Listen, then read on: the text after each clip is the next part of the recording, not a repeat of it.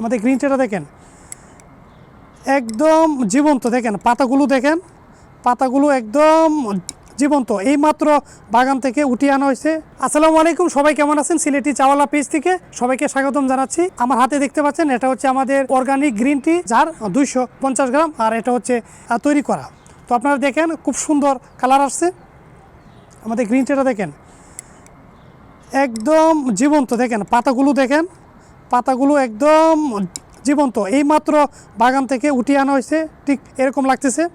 কালারটা দেখেন খুব সুন্দর কালার আসছে, 100% অর্গানিক।